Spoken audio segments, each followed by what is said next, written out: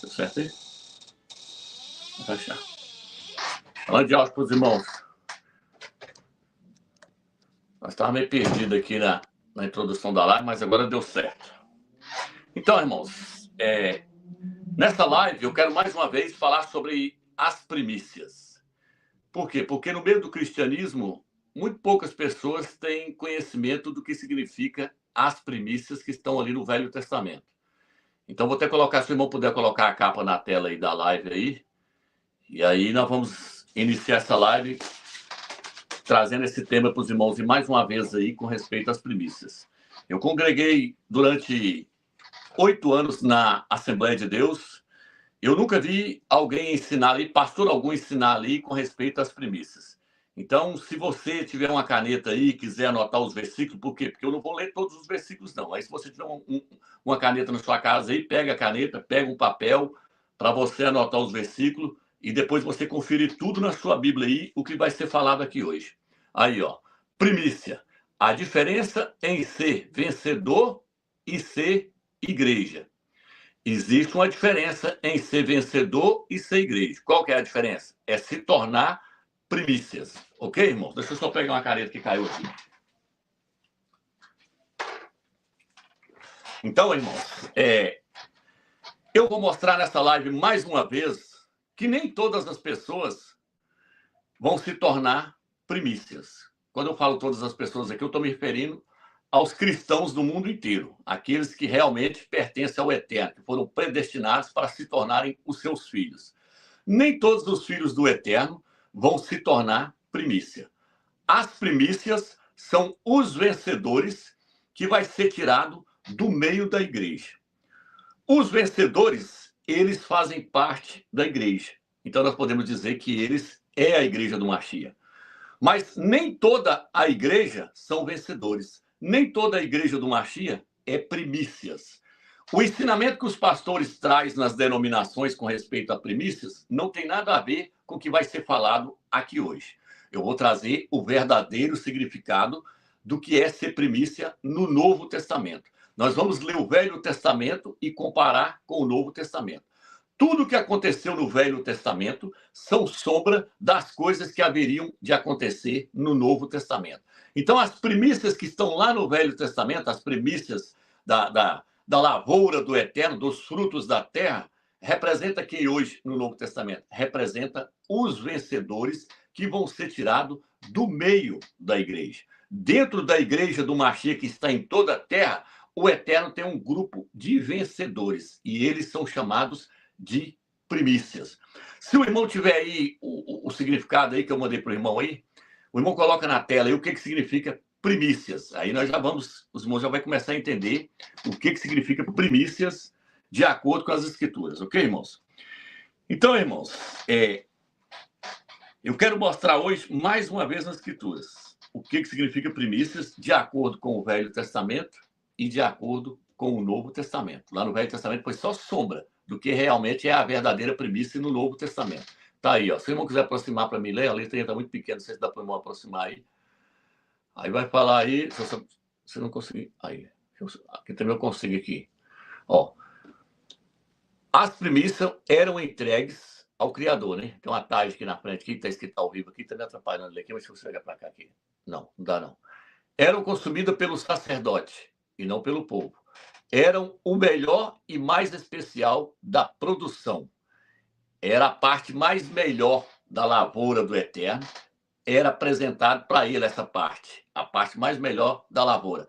E eram os primeiros frutos que amadureciam primeiro. Eram chamados de quê, então? Chamado de primícia. Essa primícia, então, ela tinha que ser apresentada ao Eterno. Primícia de que tinha que ser apresentada ao Eterno? Primícia da lavoura e primícia de todos os animais que nascessem, até mesmo das crianças do povo de Israel que nascesse como primícia, que nascesse como primogênito. Primogênito também é primícia.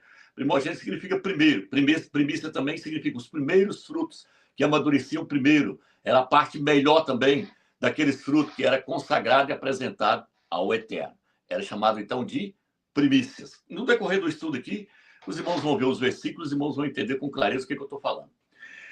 Então, o que acontece, irmãos? No Velho Testamento, o Eterno chama o seu povo de lavoura. A lavoura do Eterno. Seu povo é chamado de lavoura. Onde está registrado isso? Em 1 Coríntios, capítulo 3, versículo 9. Fala, vós sois a lavoura do Criador. Nós somos a lavoura do Criador que estamos nessa terra aqui, que um dia vai ser colhida por ele. Toda lavoura, ela é colhida. Ela é colhida quando? Quando ela amadurece. Então, o Eterno chama o seu povo de lavoura. Na terra aqui, existem 3 espécies que eu quero trazer. Na verdade, eu quero trazer 4 espécies aqui, que vai ser colocada perante o Eterno, que foi, vai ser, está sendo, vai ser colocado perante o Eterno. Essas 4 partes aqui. Então, o que acontece, irmãos?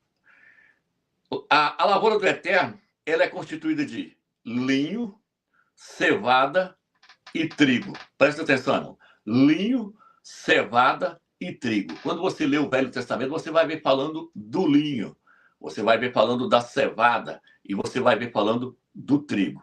Essas 3 partes têm um grande significado nas Escrituras. O linho representa Yahushua, o Mashiach. Por isso que quando você chega no livro de Daniel, capítulo 10, versículo 5, fala de linho. Esse homem vestido de linho que aparece em Daniel, capítulo 10, versículo 5, se refere a Yahushua. Em Daniel, capítulo 12, versículo 7 também, Yahushua aparece vestido de linho para Daniel. Então, o linho, ele representa Yahushua. O linho representa as vestes de justiça e de pureza que vai ser dado aos santos, aos vencedores. Então, irmãos, o linho no Velho Testamento, essa planta, ela representava Yahushua, o Mashiach. É por isso que no livro de Apocalipse fala assim, os vencedores estarão vestidos de linho puríssimo. Apocalipse, capítulo 19, versículo 11, fala que os vencedores, eles vão ser vestidos com linho finíssimo. Eles vão estar vestidos igual Yahushua está vestido. Porque aonde Yahushua estiver, eles vão estar com ele.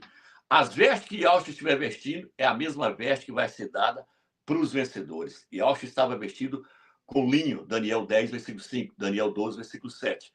E Apocalipse, capítulo 19, versículo 11, fala que os vencedores vão vestir com as mesmas vestes de Yahushua.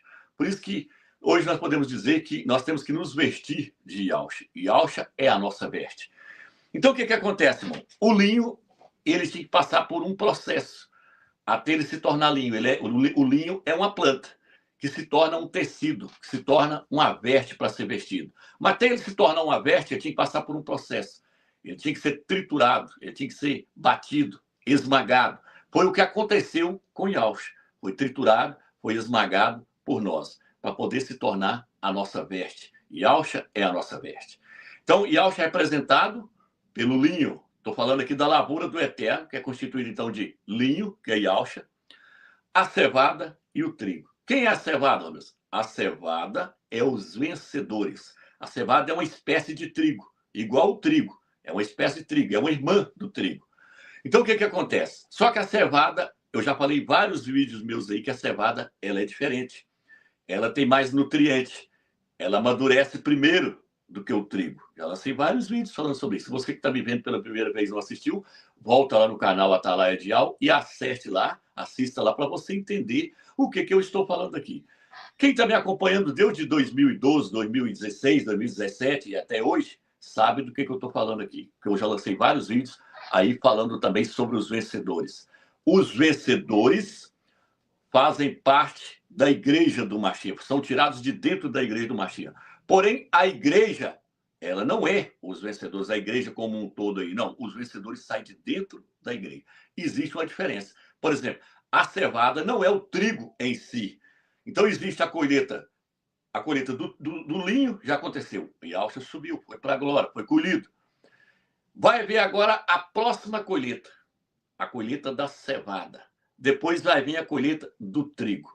Tudo na sua ordem. Aquele que amadurece primeiro, depois vem o outro, depois vem o outro. o linho amadurecia, se eu não me engano, o calendário hebraico lá, o calendário agrícola, fala que o linho amadurece ali por volta do mês de março.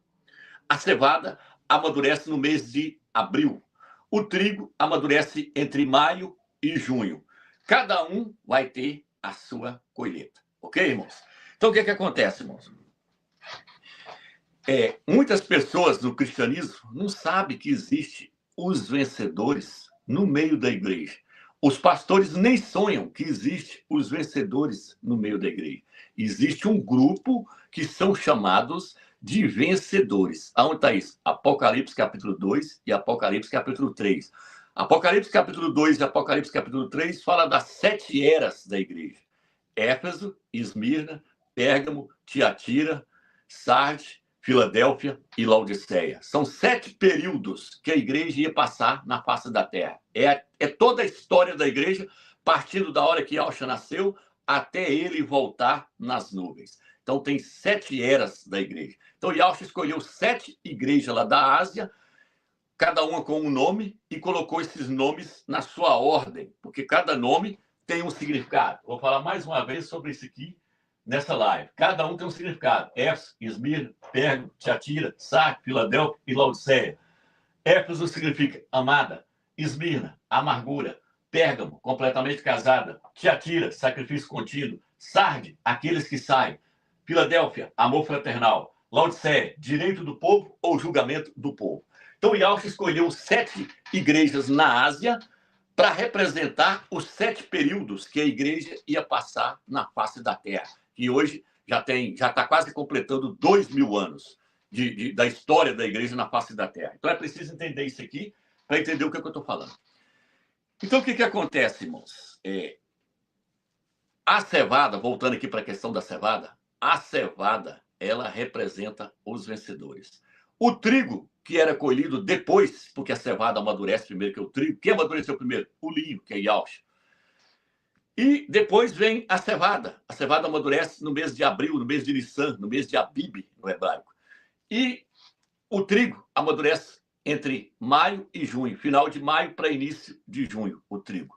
Tudo amadurece no seu devido tempo para ser colhido na hora certa. Então, por isso que é necessário a gente entender o que é cevada, para depois nós entendermos o que é as primícias. Ok? Então, estou trazendo o estudo mais uma vez, para quem está me vendo pela primeira vez, quem está me assistindo aí, está me acompanhando, sabe do que eu estou falando. Eu já lancei vários vídeos falando sobre isso. Então, a cevada, ela está num processo para ser amadurecida. Por quê? Porque a cevada lá do Velho Testamento representa um grupo de pessoas que está amadurecendo, principalmente agora no final da era da igreja na face da terra. Porque nós já estamos na era de Filadélfia e Laodiceia. Esse grupo que vai amadurecer agora vai ser tirado. E Yahshua já subiu para o céu.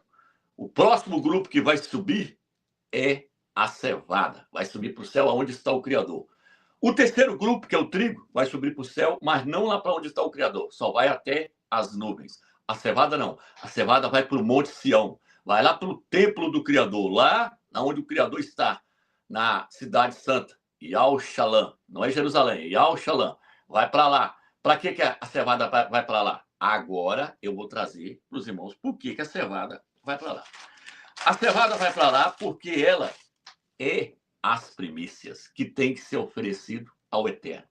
Onde está isso, meus? Levítico 23, versículo 9 ao 14. Fala assim: quando vocês entrarem na terra de Canaã, vocês vão fazer a colheita da cevada. Lá vocês vão colher a cevada, porque vocês vão entrar na Páscoa, no mês de abril. Então é nesse mês que a cevada vai estar madura. No dia 15 de Nissan, vocês vão entrar lá dentro da terra de Canaã e vocês vão fazer a colheita das primícias da cevada.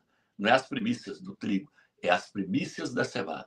Vocês vão levar perante o sacerdote, o sumo sacerdote, e o sumo sacerdote vai levar diante do templo e vai apresentar para o Criador lá em Jerusalém, lá na terra de Canaã, em Jerusalém. Ok, irmãos? Então, o que acontece? Era assim que era feito. Colhia-se a primícia da cevada no mês de Nissan, no mês de Abib, no mês de abril. E apresentava no templo, entregava para o sumo sacerdote, e o sumo sacerdote apresentava no templo. Porém, aquele sumo sacerdote lá não existe mais hoje. Por quê? Porque nós estamos no Novo Testamento. Quem é o sumo sacerdote hoje? Yahshua Mashiach. Ele se tornou o único sumo sacerdote. Então não tem necessidade daqueles sacerdotes lá mais hoje. A vez deles já passou. E aquele templo em Jerusalém foi destruído. Por quê? Porque Yahshua entrou num templo verdadeiro, lá na glória, lá onde está o Eterno. Então, as primícias têm que ser levadas dentro do templo pelo sumo sacerdote para ser apresentado a Yahweh, o Criador. Antes era no templo lá em Jerusalém. Porém, aquele templo era apenas sombra das verdadeiras coisas que haveriam de vir. Então, Yahshua hoje vai pegar as primícias, vai levar para ser apresentado ao Eterno aonde? Lá onde ele está. Lá na glória. É lá que as primícias têm que ser apresentadas ao Eterno, porque Yahshua está lá. E ele é o sumo sacerdote. Então, aquela colheita que eles faziam lá das primícias da cevada, entregavam para o sumo sacerdote levar lá dentro do templo e apresentar diante o Criador, lá no Santo dos Santos, na parte mais profunda do templo, ela era consagrada, ela era apresentada ao Eterno, aquelas primícias da cevada. Isso vai se repetir no Novo Testamento. Como é que isso vai acontecer? Vai acontecer a colheita da cevada. O que é a colheita da cevada mesmo? É o arrebatamento dos vencedores que acontece antes da tribulação. Para que vai acontecer esse arrebatamento? Esse arrebatamento é a colheita das primícias. As primícias são os vencedores, os melhores frutos dentre os demais irmãos da igreja. Dentro da igreja existe uns frutos que são de qualidade especial para o Eterno. São os vencedores. Eles vão amadurecer antes do restante da igreja. Por isso que no Velho Testamento você tem que entender o calendário agrícola para você entender o arrebatamento, como é que ele vai acontecer. Não vai acontecer igual os pastores ensinam, não. Uma só vez. Uns falam, é antes da tribulação. Outros pastores falam, não, é depois da tribulação. Por que eles ficam nessa confusão? Porque eles não entenderam que o povo do Eterno é uma seara que tem que ser colhida de três maneiras. Yahshua, a cevada e o trigo. Yahshua, a cevada e o trigo. Era três colheitas. Entendeu, irmãos? Então, o linho, a cevada e o trigo. Melhor para ficar mais claro para você, o linho, a cevada e o trigo. Entendeu, irmãos? Então, a próxima colheita é a colheita das primícias da cevada. Quem é a cevada? Os vencedores.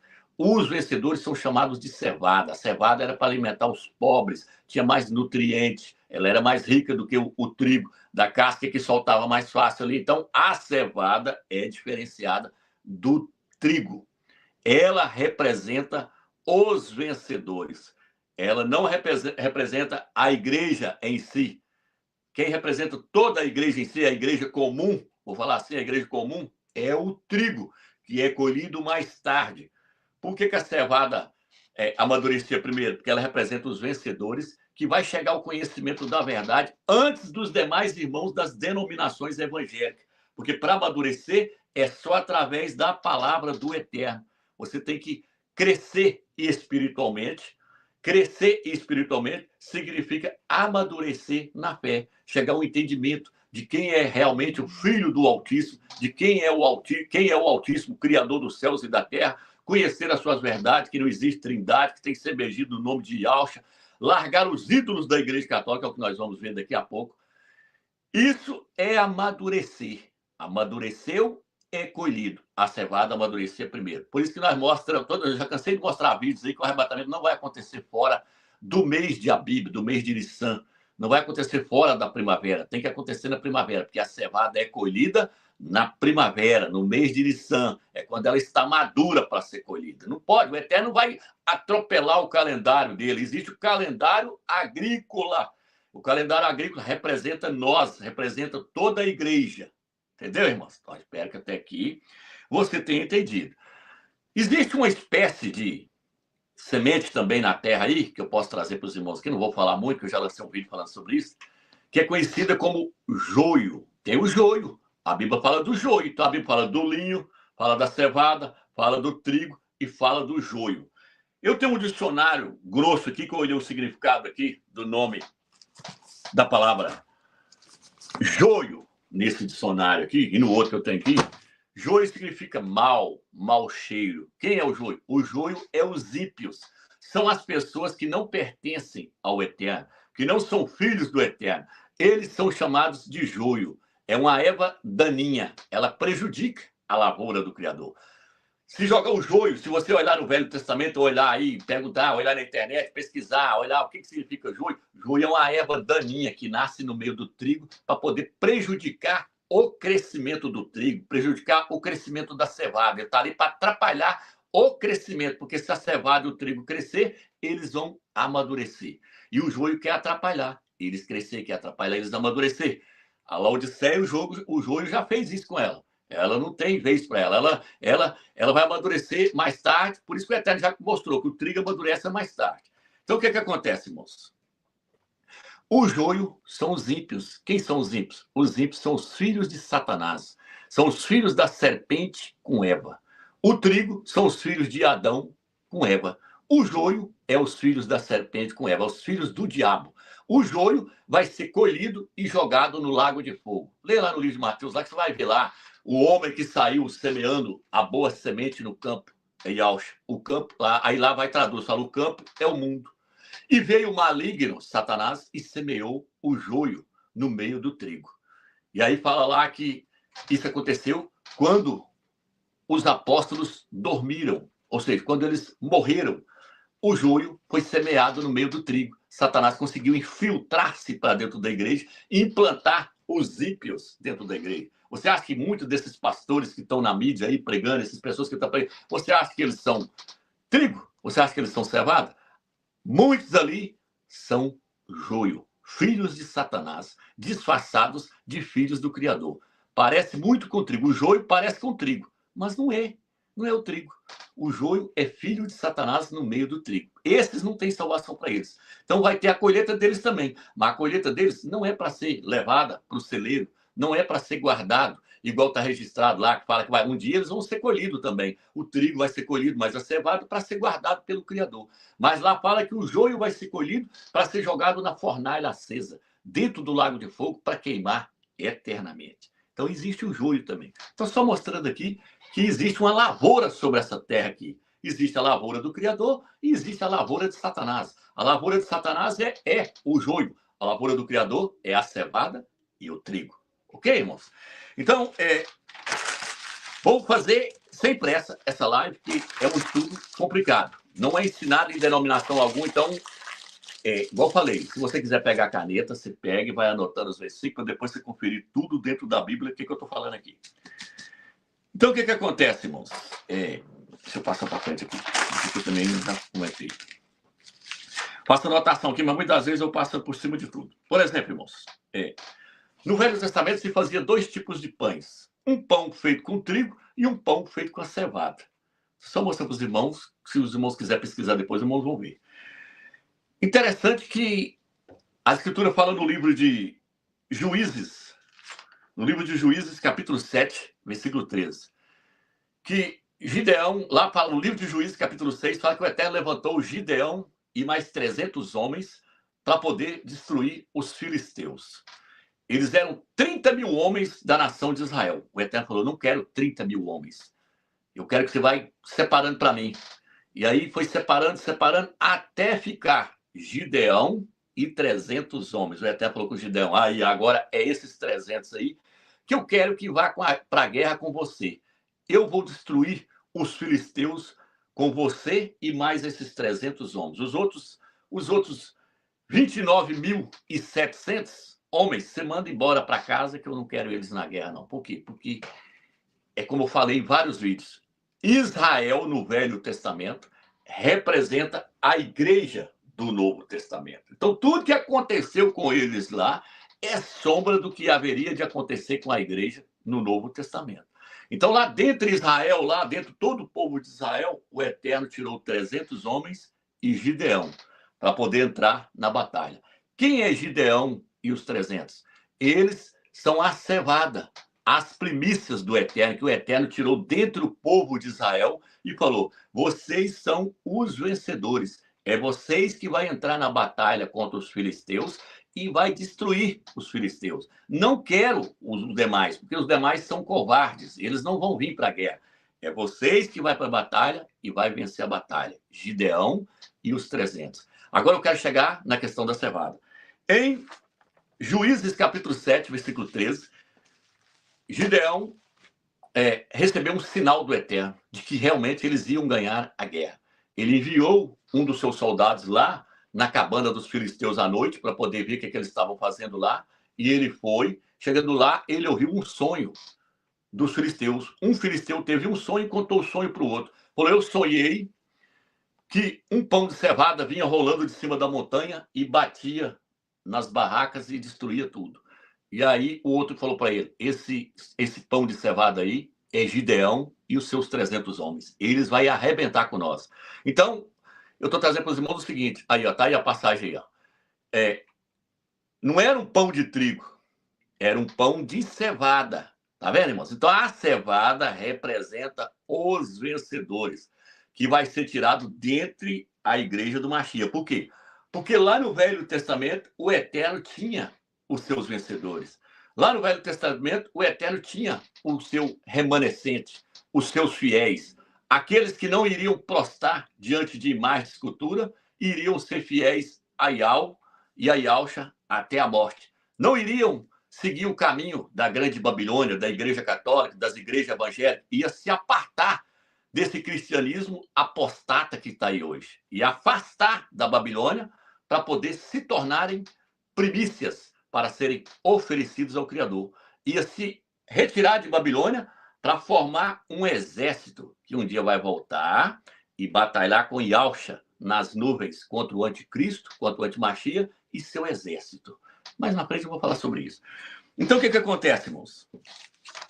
Existe, nessa era que nós estamos nela agora, a era de Filadélfia, a era de Laodiceia, a última era da igreja, existe um grupo, dentre nós, no nosso meio, que está sendo preparado para se tornar os vencedores, para se tornar as primícias, que serão tirados dessa terra, levados lá para o Monte Sião, para serem apresentados a Yahweh por meio de Yahusha, o sumo sacerdote. Então, no nosso meio existe um grupo que está sendo preparado para se tornar as primícias. Na hora que eles estiverem totalmente maduros, eles vão ser colhidos. Eles vão ser arrebatados. Colhida é ser arrebatado. No primeiro arrebatamento, na primeira colheita, e vai subir para ser apresentado ao Eterno. O restante da igreja vai ficar na terra por mais um período de 7 anos para poder atingir a maturidade necessária. Lembra? Eu falei que o trigo amadurece mais tarde, não amadurece junto com a cevada. Então, eles vão passar por um período para poder atingir a maturidade. A tribulação vai amadurecer o trigo. O trigo vai ser amadurecido na marra. E aí, depois que ele tiver amadurecido, ele vai ser colhido novamente. Ele vai ser arrebatado. Não para ir lá para o trono, mas para ir para os ares. Apocalipse, capítulo 14. Vou ler, porque para mim falar sobre isso eu tenho que ler Apocalipse, capítulo 14. Apocalipse, capítulo 14, as testemunhas de Jeová, quebra a cabeça em cima desse versículo. Adventista do sétimo dia, lê esse versículo e diz, nós somos os 144 mil. Nós somos essas primícias que está aqui no Apocalipse 14. Nós somos esse povo escolhido, mas não são eles. Eu vou explicar para você que não são eles, mais uma vez, o porquê. Por quê? Porque para poder fazer parte dos 144 mil aqui, que vai ser resgatados da terra aqui, tem que conhecer o nome do Eterno.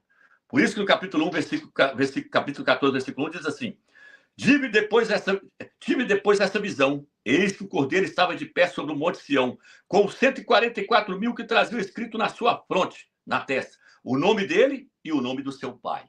Primeira coisa é que para fazer parte da cevada, das primícias da cevada, é necessário conhecer o nome do Eterno e o nome do seu filho. Porque o nome do filho é um nome teofórico. O nome do filho se originou no nome do pai. O nome do filho está no nome do pai. O nome do pai está no nome do filho. O nome do pai é Yahweh. O nome do filho é Yahusha. Yahusha significa Yahweh salva. O pai salva. O pai é a salvação, porque a palavra Shá significa salvação, salvador. Yahweh é o salvador. Yahweh é a salvação. Então, o nome do filho tem que estar contido o nome do pai. Se não tiver o nome do pai no nome do filho, e se o nome do filho não tiver no nome do pai, pode sair fora que o nome é falso. E os 144 mil não vão levar na sua fronte um nome falso. Não vão levar na sua fronte Jesus, Jesus, Olorum, Jeová, Yahvé, Javé. Não, é Yahshua, contendo o nome do Pai e o nome do Filho. Então, quer fazer parte dos 144 mil? Primeira coisa, você tem que levar na sua fronte, porque a fronte representa também o entendimento. No seu entendimento, você tem que ter o entendimento, tem que ter o conhecimento. Qual é o verdadeiro nome do Pai e qual é o nome do seu Filho? Por isso que o livro de Provérbios, capítulo 30, versículo 4, diz assim: quem subiu ao céu e desceu? Quem amarrou as águas nas suas roupas? Quem criou todas as extremidades da terra? Qual é o seu nome e qual é o nome do seu filho? Se é que o sabes. Por que ele fez essa pergunta? Porque o cristianismo apostata não sabe qual é o nome do Pai e nem qual é o nome do Filho. Fala que o nome do Filho é Jesus, é Jesus, não é Jesus. Jesus significa isto é porco, isto é um porco. E o nome Yahshua não. O nome Yahshua significa Yah é a salvação, Yah sal. É totalmente diferente. Então, irmãos, primeira coisa, tem que ter o nome do Eterno. Tem que conhecer o nome do Eterno e o nome do seu filho. E diz assim: e ouvi uma voz que vinha do céu semelhante de um fragor de águas. Aí fala aqui que eles vão aprender o cântico novo. Quem vai aprender é só os 144 mil. Os 24 anciões, o filho varão, os vencedores. Assim, ó. Aí vem aqui agora. O versículo 3. Cantava um cântico novo diante do trono, dos 4 seres viventes e dos anciões. Ninguém podia aprender o cântico, exceto os 144 mil que foram resgatados da terra. Estes são os que não se contaminaram com mulheres, são virgens. Muitos pastores dizem que mulheres aqui é mulher feita de carne e osso. Não é mulher feita de carne e osso, é igrejas. Igrejas na Bíblia são chamadas de mulher. A Igreja Católica, no capítulo 17, ela é chamada de mulher. Viu uma mulher que tinha na testa um nome, um mistério, a grande prostituta, a mãe das abominações da terra. Ela é chamada de prostituta. A Igreja Católica é chamada de prostituta no Apocalipse, capítulo 17. Aí, ó, o irmão quiser aproximar, pode colocar aí para nós ver, irmãos. O irmão já está providenciando para nós aí, para ficar fácil. Tá aí, ó. Virgem não se refere, tá vendo aí, a mulher de corpo físico, mas a pureza, tá vendo? A pureza do coração, pureza moral, ou seja, pessoas que não se contaminaram com as prostituições, imoralidade espiritual, idolatria da Babilônia mística e do mundo. Tá vendo? A mulher ou mulheres pode simbolizar igrejas apostatas ou sistemas religiosos falsos que seduzem as pessoas à idolatria, como a prostituta em Apocalipse 17. Todas as igrejas evangélicas são mulheres, são prostitutas, filhos da grande prostituta que é Roma, a Igreja Católica. Martinho Lutero saiu da Igreja Católica. De Martinho Lutero veio a Igreja Luterana, depois veio a Igreja Presbiteriana, Batista, Sé, Assembleia. Então a Igreja Católica é chamada de mãe das prostitutas e das abominações da terra. Então, quem são os 144 mil? Eles não estão lá nas igrejas evangélicas. Por quê? Porque eles não se contaminaram com mulheres. Eles não se contaminaram com o que os pastores pregam lá em cima do púlpito. Contaminar é aceitar aquilo que os pastores estão pregando. Contaminar é aceitar aquilo que o padre prega lá na frente. Isso é contaminar. Contaminar como? Contaminar espiritualmente. Por quê? Porque esses líderes dessas igrejas levam as pessoas ao adultério espiritual. Adultério espiritual é você abandonar o Criador e seguir um Criador falso. Seguir os deuses pagãos. Isso é prostituição espiritual. Aí ela aí, a grande prostituta. Daqui a pouco eu vou mostrar ela. Embriagando todos os habitantes da terra. E aí diz assim, então, são virgens. Por que virgem? Porque quando a pessoa não está debaixo de idolatria, ele, aos olhos do Criador, ele é visto como uma virgem. É a virgem pura que está sendo preparada para casar com seu filho. Da mesma forma que Rebeca era uma mulher virgem e foi preparada para poder casar com Isaac. Abraão mandou buscar uma mulher virgem para poder casar com seu filho. Abraão representa o pai, Iau. E Isaac, seu filho, representa Yahshua Mashiach. E Rebeca representa os vencedores, a igreja fiel, a igreja virgem. Ser virgem é não ir após um ídolo apresentado pela Igreja Católica, que é Jesus Cristo e Jesus. Rebeca foi fiel a Isaac. A igreja apostata não foi fiel a Yahshua. Ela, quando Constantino apareceu no cenário, ele apresentou para ela Jesus no lugar de Yahshua. E a igreja apostata se tornou uma prostituta, porque ela se casou com Jesus, se casou com as heresias colocadas por Constantino, a partir da era do ano de 325, quando apresentou o Deus puro, apresentou Jesus para ela, ela abraçou ele. Da mesma forma que Eva foi após o outro, lá no Jardim do Éden, e largou o seu marido. Eva era virgem, porém largou Adão lá no canto e foi perder a virgindade com a serpente. A igreja que foi criada pelos apóstolos, a igreja que foi criada na era de Éfeso e de Esmirna, quando chegou na era de Pérgamo, ela casou com Jesus e casou com o Estado. Por isso que o nome significa completamente casada. Isso ocorreu no ano 312 para o ano 306. Por isso que cada era tem o seu período. Então a igreja entrou-se em apostasia, abandonou o seu noivo, se tornou uma prostituta. Não era fiel mais ao seu noivo. Por isso Paulo falou, quero vos apresentar como uma virgem pura, a um só noivo, a saber, Yahshua Mashiach. Mas eu tenho medo que assim como a serpente fez Eva cair em adultério e foi após outro, vocês também caiam em adultério e vai após Jesus Cristo, apresentado por Constantino da Igreja Católica. Foi isso que aconteceu. Então, o que acontece, irmãos? Os 144 mil são virgens. Aí vira para assim, deixa eu ler o outro próximo versículo. São virgens. Este segue o cordeiro, onde quer que ele vá. É o seu noivo. A noiva tem que seguir o noivo, aonde o noivo vai. Por quê? Porque os dois vão casar lá na glória. Aí a esposa tem que estar com o esposo. Entendeu? Agora vem. Foram resgatados dentre os homens como primícias. Agora aqui que eu quero entrar. Foram resgatados dentre os homens como primícias para o Criador e para o Cordeiro. Então, eles são a cevada que vai ser colhida. Aqui, o capítulo 14 fala-se de tudo que vai acontecer, do primeiro arrebatamento até Yahshua voltar nas nuvens. Fala da primeira colheita, da segunda colheita, da tribulação e Yahshua voltando nas nuvens. O capítulo 14 fala sobre isso tudo, fala da chegada do anticristo, do antimachia. Então, o que acontece? Aí diz assim, na sua boca jamais foi encontrado mentira. São íntegros, são fiéis a Yahweh e ao Cordeiro.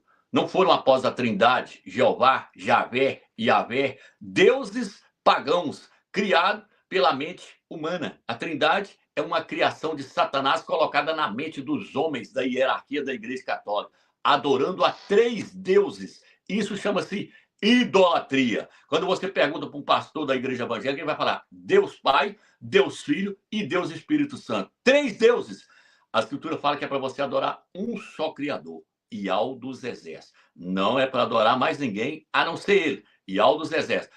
E o seu filho? É para ter respeito, reverência, honra, respeitar ele como rei, como mestre, como nosso dono, mas não adorá-lo. Adorar é só Yahweh dos Exércitos. Mas o cristianismo apostata criou 3 deuses para poder ser adorado. Deus Pai, Deus Filho, Deus Espírito Santo. Uma trindade. Algo para poder colocar a igreja em adultério, em prostituição contra o Criador e contra o seu filho, Yahshua Mashiach. Então, o que acontece, irmão? Os 144 mil na sua boca não se achou mentira. Por quê? Porque eles não invocam o nome dos ídolos. Mentira é invocar o nome dos ídolos. Quando você vai no Velho Testamento, fala que o ídolo não passa de uma mentira. Tem boca, mas não fala. Tem pé, mas não anda. Tem ouvido, mas não ouve. Não é um ser humano, é uma falsificação. É um ídolo. Não é para ser adorado nem para ser seguido. É para adorar só o Criador vivo, Yahweh dos Exércitos. Não é para adorar 3. Por isso que no livro de Apocalipse, lá fala que o anjo vai cortar o céu e vai dizer, adorai aquele que fez os céus e a terra. Mas os pastores dizem que quem fez foi a Trindade. Eles que fizeram a Trindade, mas no livro de Apocalipse fala, adorai aquele. Aquele é um, não é aqueles no plural. Aí fala, aquele que fez os céus e a terra. Por isso que no livro de Êxodo, o Eterno bate de frente com a idolatria quando ele dá os 10 mandamentos. O problema todinho da igreja está na idolatria. Já estou entrando na questão do que é a premissa, do que os vencedores têm que se passar para poder se tornar premissa. Eles têm que ser purificados da idolatria para poder eles amadurecer e se tornar as premissas que vai ser apresentada a Yahweh. Eles têm que passar por uma purificação. Por quê? Porque quando a igreja caiu, caiu todo mundo. Quando caiu todo mundo, o Eterno vai lá agora e tira um grupo e purifica aquele grupo para depois purificar os demais irmãos dele. O Eterno tira um grupo, dentro de todo aquele grupo que está fermentado, que está corrompido, purifica aquele grupo para depois purificar o restante. Está entendendo, irmãos? Então, o remanescente Ele se torna primícia porque ele é purificado antes. Purificado de quê, Ramos? Da idolatria. Aos 10 mandamentos. Como é que é os 10 mandamentos? Não terás outros criadores diante de mim. Não adorarás imagem de escultura, o segundo mandamento. Então, ele fala, não terás outro criador além de mim. Não é além de nós, não. É além de mim. Yahweh é um. Yahweh falou, o primeiro mandamento é esse. Ouve, ó Israel. Yahweh é um. E não existe outro além dele. Aí a trindade, quando o Romano colocou para as pessoas adorar.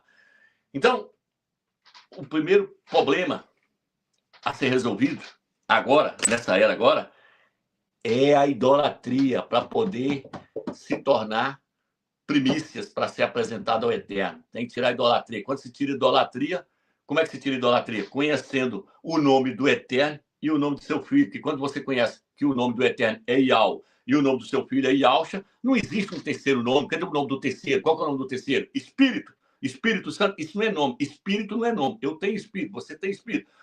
Quer saber qual é o nome da terceira pessoa da Trindade? Não tem nome na Bíblia. Não tem 3 nomes. Escreveu na sua testa. Viu 144 mil que na sua testa trazia o nome do seu pai e o seu nome. Não é 3 nomes, não. É 2 nomes. Pai e filho. Um é o Criador. O outro é o Rei. É o Mestre. É o nosso Mestre. É o nosso dono. Yahshua Mashiach. Cadê o nome do terceiro? Quem criou os céus e a terra? Qual é o seu nome e qual é o nome do seu filho? Se é que o sabes. Yahshua falou assim, quem conhece o filho, conhece o pai. E ninguém vai conhecer o filho, e ninguém conhece o filho, exceto o pai. E ninguém conhece quem é o pai, exceto o filho. E a quem aquele pai quiser revelar. Então ele virou e falou, ninguém conhece quem é meu pai, a não ser eu. E ninguém conhece quem sou eu, a não ser o meu pai. Não tem 3. Isso é heresia do catolicismo romano para colocar a igreja como uma prostituta infiel ao Criador. Então, irmãos, o que acontece? Já vou passar para frente aqui. Deixa eu só pegar aqui. Para mim não me perder aqui, senão eu vou me perder aqui. Então, a primeira coisa que tem que se fazer, então, é resolver o problema da idolatria, para se tornar as primícias para ser apresentado ao Eterno. E o Eterno vai tirar toda a idolatria dos vencedores. Ele já está fazendo isso no nosso meio. Muitos aí já foi purificado da idolatria, já largou a idolatria da Babilônia. Mas ainda tem pessoas que chegaram agora, está passando por um processo de purificação. O Eterno está purificando ele da idolatria que ele trouxe lá da Babilônia, que ele trouxe lá do Egito e da Babilônia. O Eterno vai purificar totalmente os vencedores, eles vão se tornar primícias, e aí vai poder ser apresentado diante dele. Eles são fiéis, são íntegros, não seguem deuses pagãos. Eles conhecem o nome do Eterno e o nome do seu Filho. O cristianismo apostata não é a cevada. É o trigo que vai ficar na tribulação e ser moído na tribulação no cacete para aprender que Jesus nunca foi o salvador do mundo, que a Trindade é uma teologia criada pelos os teólogos, é uma maldição que veio dos teólogos, da hierarquia da Igreja Católica e dos teólogos, dos doutores em divindade. Infiltraram isso, trouxeram isso, infiltrou isso para dentro da igreja e arrebentou com ela. Quando é que surgiu a Trindade, Romilson? No ano 381, depois do Mashiach. 381. Os apóstolos nunca pregou uma trindade, só pregavam o Pai e o Filho. O Espírito Santo, eles falavam que era o Espírito do Pai, não era mais uma pessoa além do Pai. Então, o que acontece, irmãos? Essa idolatria, que começou no Concílio de Nicéia, no ano 381, começou pelo Papa São Damasco, o Imperador Teodósio. Se você que está me vendo pela primeira vez, pega, anota tudo e verifique se o que eu estou falando é verdade ou não. A trindade é um dogma da Igreja Católica colocado no ano 381 pelo Papa São Damasco, o Imperador Teodósio. Os apóstolos Yahshua nunca pregou com a trindade. Ouve, ó Israel, Yahshua falou, Yahweh é um e não existe outro além dele. Ele não falou aqui. Era uma trindade que governava o universo. Ele falou que é o pai dele que mandava em tudo. Então, o que aconteceu? No ano 325, eles pegou o filho e falou, é Deus também. Vamos colocar o filho como Deus. Ano 325, colocou o filho como Deus. Mudou o nome dele de Yahshua para Jesus, depois colocou ele como Deus encarnado na Terra. Depois, no ano 381, falou, agora o Espírito Santo também nós vamos colocar como Deus. Colocou o Espírito do Pai como mais uma pessoa, se tornou a terceira pessoa. Aí agora ele falou, agora é uma trindade. Está perfeito, a bagaceira toda entrou, a igreja caiu, está em total apostasia. Quando eu estou pregando para as pessoas, eles dizem assim, é bem que a Bíblia fala que no final dos tempos ia surgir os falsos profetas, que ia trazer heresias, dizendo que nós estamos pregando heresia, e achando que o final dos tempos está falando ali, está se referindo só à nossa época agora. Quando fala final dos tempos, ele está começando desde lá do concílio de Nicéia. A igreja não caiu, não caiu, não foi agora, não. E ela não vai cair, não é da agora para frente, não. Ela caiu lá atrás, no concílio de Nicéia, lá no ano 325. Começou no ano 312, quando Constantino entrou para dentro do cristianismo e trouxe toda aquela idolatria, adoração a Maria, adoração aos santos, tudo que não prestava, adoração ao sol, que o Papa carrega o sol, o ostensório na mão, trouxe todo aquele paganismo da Babilônia e jogou dentro do cristianismo. Ali a igreja caiu em apostasia, e o apóstolo Paulo já havia previsto isso, falando, quando eu partir, vai surgir lobo no meio de vós, que vão arrastar atrás de si muitas ovelhas, vai fazer elas desviar.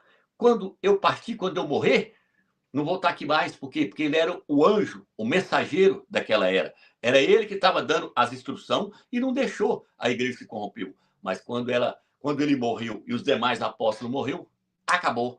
Por isso que ela fala que, dormindo os homens, veio o maligno e semeou o joio no meio do trigo. Arrebentou com o trigo. Constantino era um joio que estava no meio do trigo ali para arregaçar tudo. Então, irmãos, a coisa mais séria é a questão da idolatria. Deixa eu só pegar aqui. O que acontece? Na tribulação, por exemplo, a igreja vai ser provada mais uma vez, igual Israel foi provado no Velho Testamento.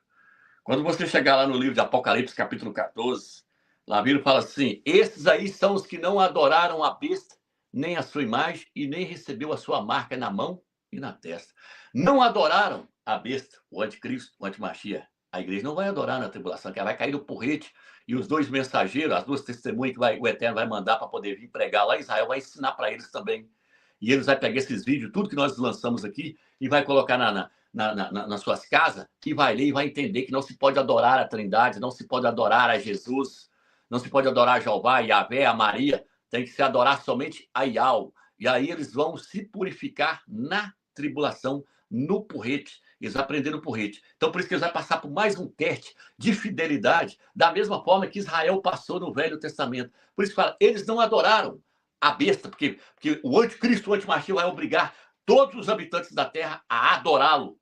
Adorar não só a ele, mas a sua imagem, a imagem que vai ser criada, a imagem dele que vai ser criada, vai ser colocada no templo em Jerusalém. Todos vão ter que prostrar diante dele e adorar ele, adorar o anticristo. Vão ter que receber a sua marca na mão ou na testa. Mas a igreja de Laodiceia, não vai ceder a isso. Por isso que ela vai sofrer muito durante a grande tribulação. Porque ela não vai poder adorar a besta. Então, quando chegar no final da tribulação, fala, esses aí, Apocalipse capítulo 20, versículo 4, fala, esses aí são os que não adoraram a besta, não receberam a sua marca. Muitos vão ser decapitados, vão morrer com a cabeça cortada, porque não vai aceitar adorar o anticristo, que sabe que aceitar adorar o anticristo, o antimachia, vai ser jogado do lado de fogo. E vão receber uma força vinda da parte do Eterno para não se prostrar diante do anticristo. Por isso que Alcha fala, vocês serão levados aos tribunais, mas não tede receio, porque o meu Espírito estará em vós e falará por vós. Então o Eterno vai fortalecer a igreja na tribulação para ela não se prostrar diante do anticristo e nem adorá-lo. Entendeu, irmãos? Então tudo é questão de purificação. Purificação de quê? Da idolatria. Porque da mesma forma que aconteceu com Israel, aconteceu com a igreja no Novo Testamento. Israel foi chamado para ser um povo fiel, sem a idolatria. Mas o que aconteceu com Israel? Israel, em várias vezes, no decorrer da sua caminhada, caiu em transgressão. Foi após os ídolos, igual Eva fez. Israel foi após os ídolos. Adorou Baal, Astarote, aqueles outros ídolos lá do Israel, lá são vários lá, vários ídolos que surgiu lá. Israel adorou. Israel adorou, cometeu idolatria contra o Criador. Então, primeiro, vai ter que resolver o problema da idolatria. Como eu falei, quem é que colocou a idolatria dentro da igreja? A Igreja Católica. No livro de Lucas, capítulo 13, versículo 18 e 19, fala assim, o reino dos céus é semelhante ao fermento que uma mulher... Quem é essa mulher? Igreja Católica. Que fermento é esse? A idolatria. É semelhante ao fermento, 3 medidas de fermento que uma mulher pegou e misturou no meio da farinha até que tudo ficasse fermentado. A farinha representa as escrituras e representa também a igreja do Machia. A igreja do Machia. A igreja do Machia é a massa. É a massa que faz o pão. Por isso que o livro de Coríntios fala assim, vós sois um só pão. O pão é feito de quê? Feito da farinha. Farinha de quê? Da farinha do trigo, da farinha da cevada. Então a mulher, ela fermentou a farinha. E aí, fermentar a farinha significa o quê? Significa que corrompeu a igreja com a idolatria. Quem é essa mulher? A igreja católica. Por isso que o livro de Apocalipse, que o irmão mostrou a imagem aí, fala, viu uma mulher montada numa besta, com 7 cabeças e 10 chifres. Ela tinha na sua mão um cálice de ouro, e nesse cálice tinha o vinho da sua prostituição. Com esse vinho, ela embriagou todos os habitantes da terra. Por isso que eu mostrei o Papa segurando uma taça de vinho na mão, aquela taça de vinho ali, de ouro que o Papa segura, está lá no Apocalipse capítulo 17, fala, uma grande prostituta com uma taça de ouro na mão. Dentro dessa taça está um vinho, o vinho da sua prostituição. O que é prostituição na Bíblia? Idolatria. Olha lá, ela lá. Então a Igreja Católica pegou a sua idolatria e deu para as nações beber. Ensinou para as pessoas que elas tinham que adorar a Trindade, que elas tinham que adorar a Jesus, o nome que ela criou, Jesus. Lá fala assim, uma mulher vestida de escarlate, vestida de vermelho. Apocalipse capítulo 17 fala assim, uma prostituta vestida de escarlate. Quem que é ela? O clero da Igreja Católica, os papas, os bispos, os cardeais, os arcebispos. É essa mulher. Esses homens aí formam a mulher do Apocalipse 12. Tudo é uma simbologia para poder você ler e entender. Por isso que o Yauch falou, quem lê, entenda. Quem lê, entenda. Lê as escrituras e não entender nada, não adianta nada. Você não vai chegar ao conhecimento da verdade nunca.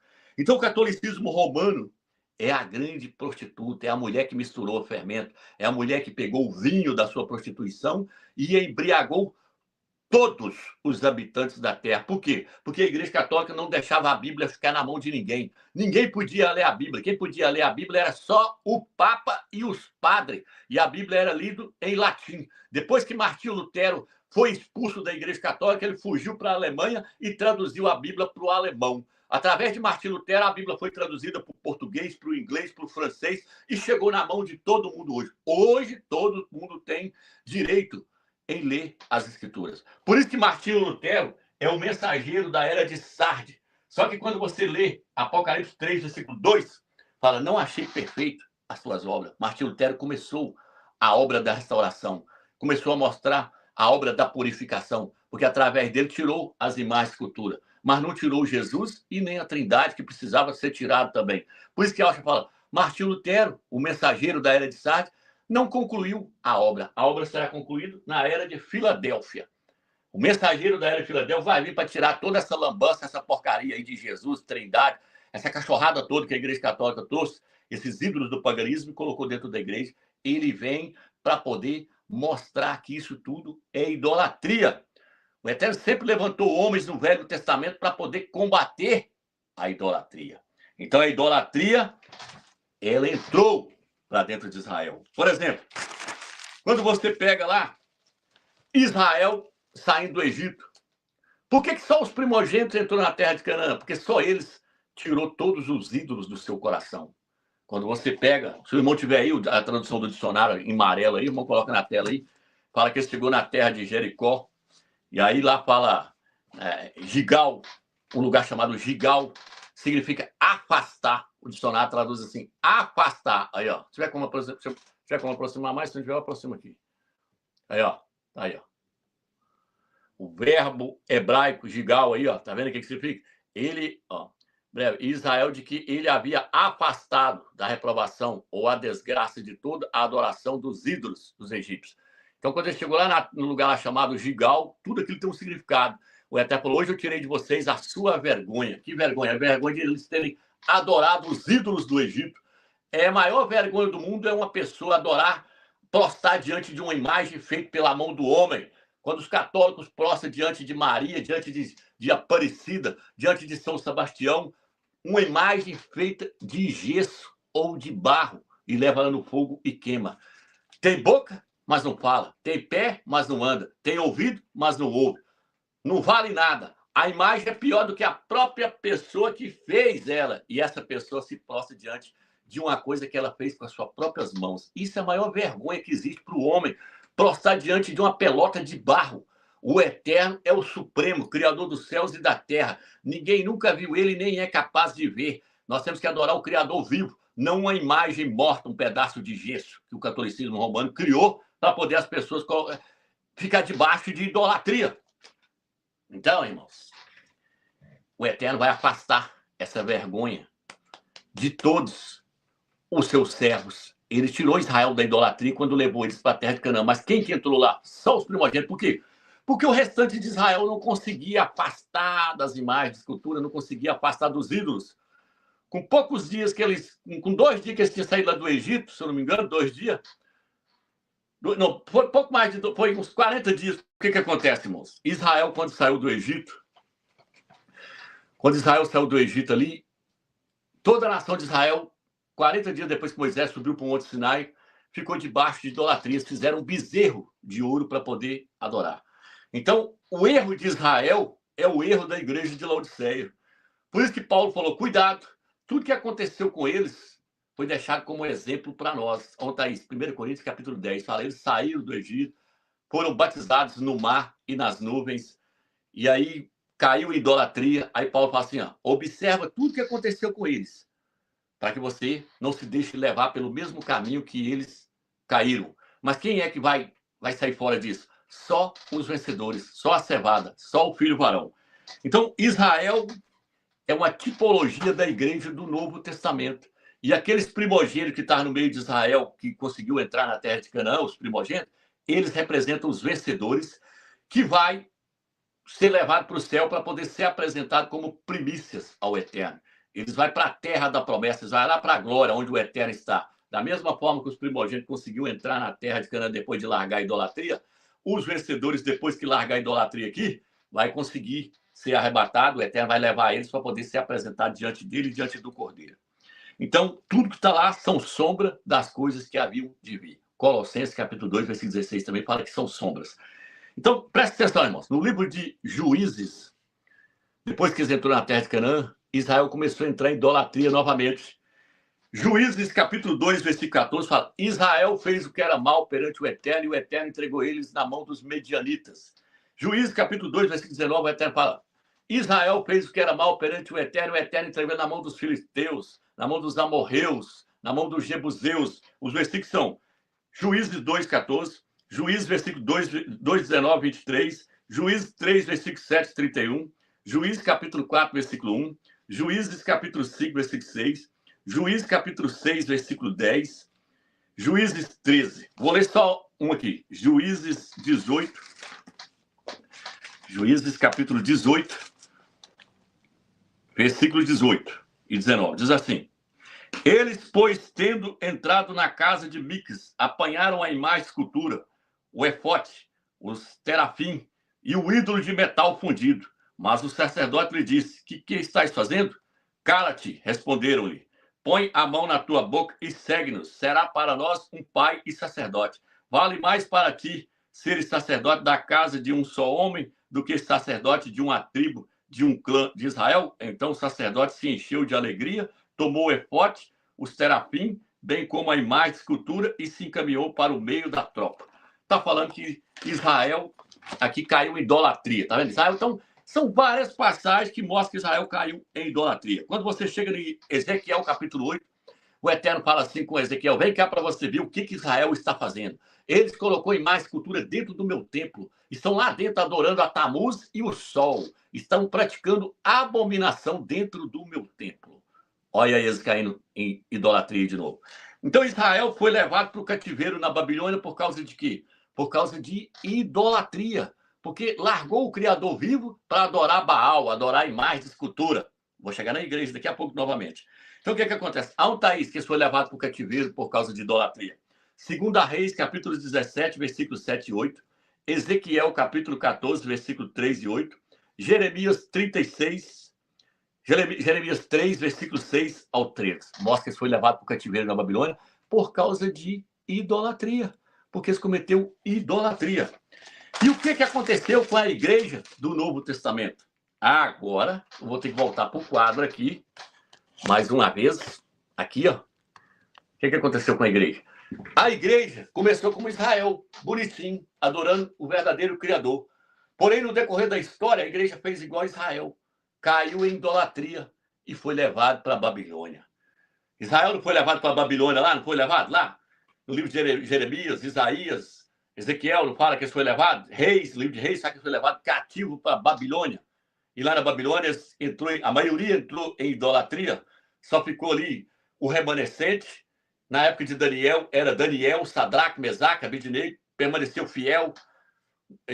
Nabucodonosor jogou os 3 deles dentro da fornalha, porque não quiseram adorar em mais cultura. O remanescente fiel estava lá, mas depois tiveram que sair fora da Babilônia também. Então, o que acontece? Aqui, ó, a história da igreja. A igreja começou correto. No ano 50 ao ano 70, o mensageiro da era de Éfeso era o apóstolo Paulo. Por isso que era chamado de igreja amada. Éfeso significa amada. Esmirna significa amargura. Foi quando a igreja foi jogada para os leões na arena. Aí no capítulo 2, versículo 10, Yahshua fala assim: ser fiel até a morte, dar-te-ei a coroa da vida. Porque sabia que ela ia morrer. Ia ser jogada para os leões na arena. Pérgamo, quando Constantino entra. Constantino entrou no ano 312. Pérgamo começou em 312, foi até o ano 606. Pérgamo significa completamente casada. Quando você lê Apocalipse 2, versículo 14 e 15, vou ler. Talvez essa live vai ficar um pouco grande, mas não tem problema não. Apocalipse 2, versículo 14 diz assim.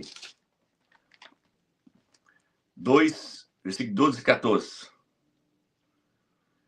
Diz assim: tens, contudo, tem algumas reprovações a fazer. E ao falando, eu vou reprovar vocês da era da igreja de Pérgamo.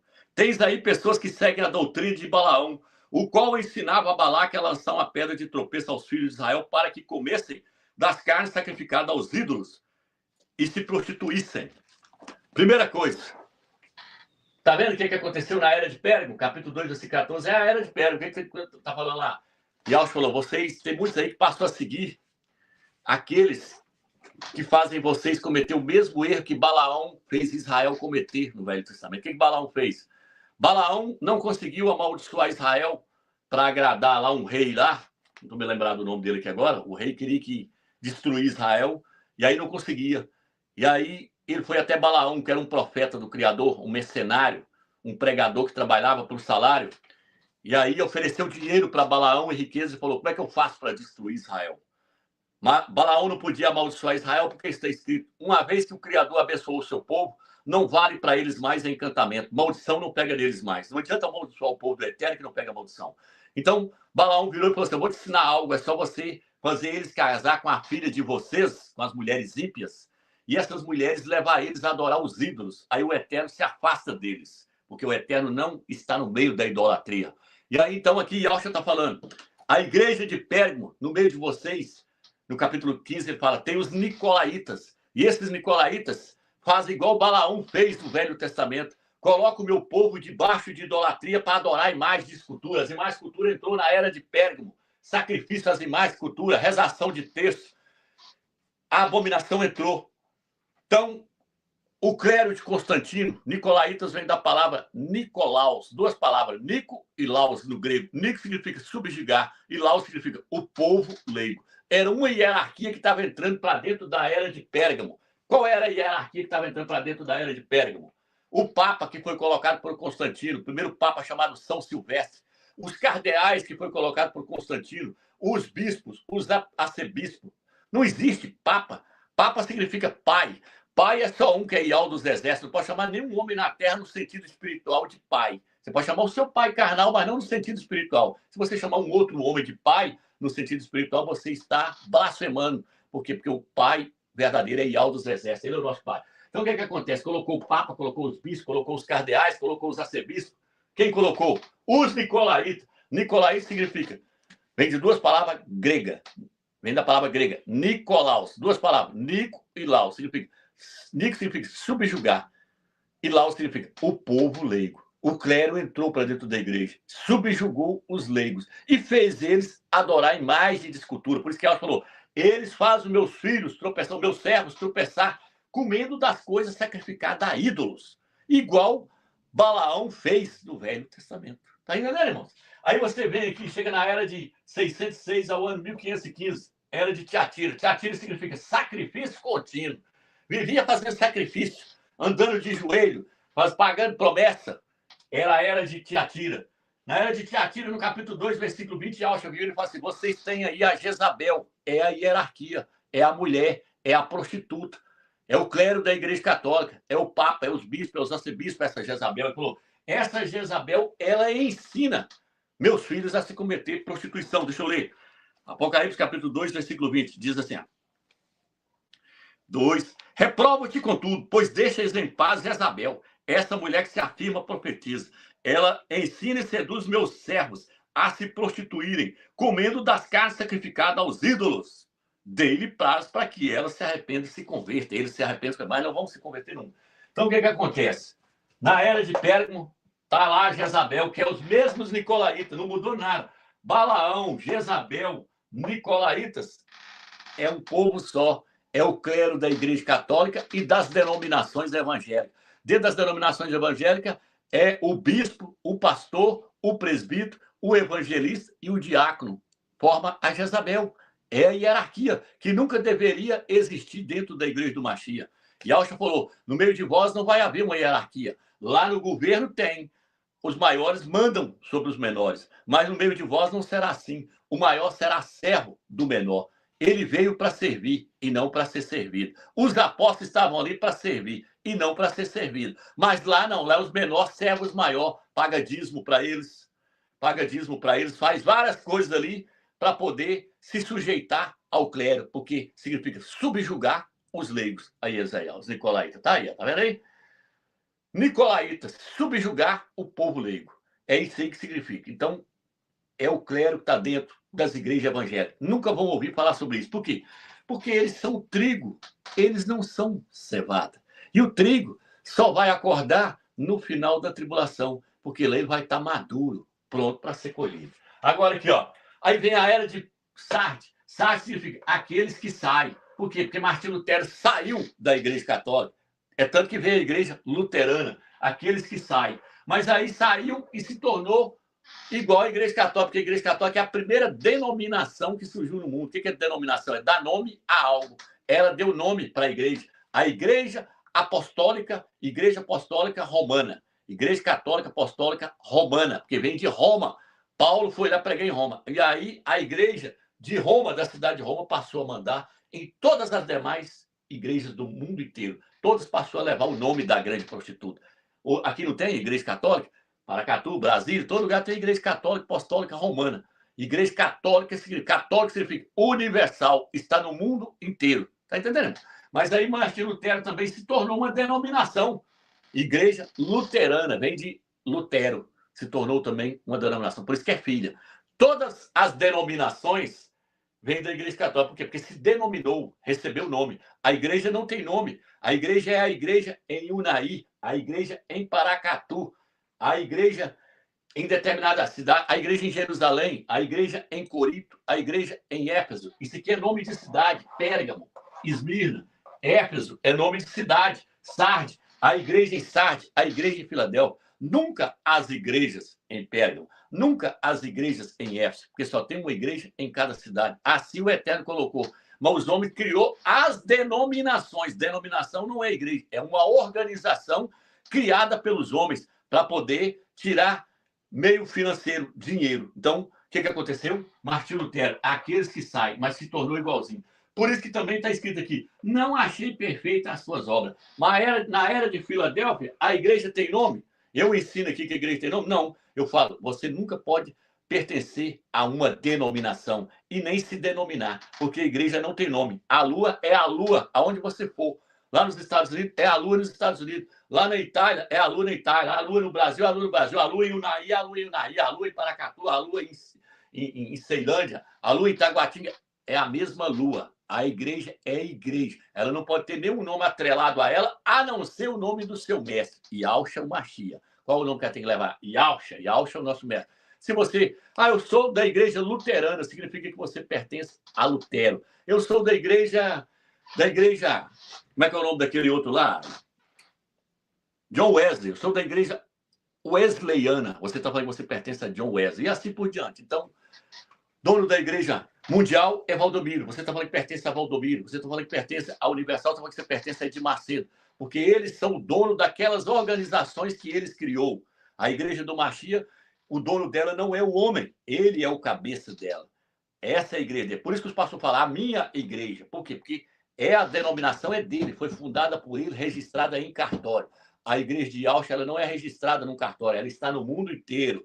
Ela pode estar adorando a Iau debaixo de um pau no meio do mato. Ela é a igreja de Iau lá naquele determinado lugar. E assim por diante. Então, Filadélfia significa amor fraternal. Nessa aqui acontece a restauração. Porque nessa aqui ele fala, vocês não negaram o meu nome. Apocalipse 3, versículo 7, na era dela. Nessa era aqui, a restauração é completa. Coloquei diante de vocês uma porta aberta a qual ninguém pode fechar. A internet e vários meios para poder levar a mensagem de hoje aí, a televisão, vários meios para levar essa mensagem do nome Iau e Yauch. Nessa era aqui, ele diz assim, ó, farei de vocês coluna no templo do meu Criador. Nessas eras aqui, na era de Pérez, ele fala, darei uma pedrinha branca, uma pedrinha para poder ser colocada no templo. Uma pedrinha que tem o seu novo nome. Nessas eras aqui, cada um recebe algo para se tornar um vencedor. Ao vencedor da era de Pérgamo, ao vencedor da era de Esmirna, ao vencedor da era de Sardes, cada um recebe um galardão da parte de Yauch. O galardão para a era de Filadélfia é, farei de vocês coluna no templo do meu Criador. Coluna é para sustentar o templo. É igual Yauch. Yauch é o fundamento para sustentar o templo. A coluna é aqueles pilares que ficam na lateral. Farei de vocês coluna no templo do meu Criador. A promessa para a era de Filadélfia é muito maior do que para qualquer uma dessas outras aqui. E ele diz, escreverei sobre a sua testa o nome do meu Pai, o meu nome e o nome da cidade santa. Iau, o nome do Pai, o nome da cidade santa, Yauch. O nome do Filho, Yauch. O nome da cidade santa, Yauchalan. Então, essa aqui é a igreja da promessa. E ele vira e fala assim, porque guardaste a minha palavra na perseverança, eu te guardarei da hora da tribulação que há de vir sobre o mundo inteiro. Por quê? Porque é aqui que está a cevada. A cevada está na era de Filadélfia, não na era de Sardes, não na era de Laodiceia, não é na era de Pérgamo, é aqui que está a cevada. A cevada está na era de Filadélfia. Filadélfia aqui é representada por Ruth no Velho Testamento. Lá tinha 3 mulheres. Órfã, uma delas chamava Órfã, a outra chamava Ruth e a outra chamava Noemi. Aquelas 3 mulheres representam 3 congregações. A congregação de Israel é Noemi. Noemi representa o povo de Israel. Órfão representa a igreja de Laodiceia, que está debaixo de idolatria, porque lá fala que órfã voltou para os seus deuses. Não está isso? Isso está registrado no livro de Ruth. Ruth, capítulo 1, versículo 14, se eu não me engano. E a Filadélfia, ela é representada por Ruth. Ruth era a mulher fiel que casou com Boaz. Boaz representa Yaucha. Ele era um judeu, um Yaldim. Então, Filadélfia, ela é representada por Ruth no Velho Testamento. E aí, quem seguiu lado a lado lá foi Ruth e Noemi.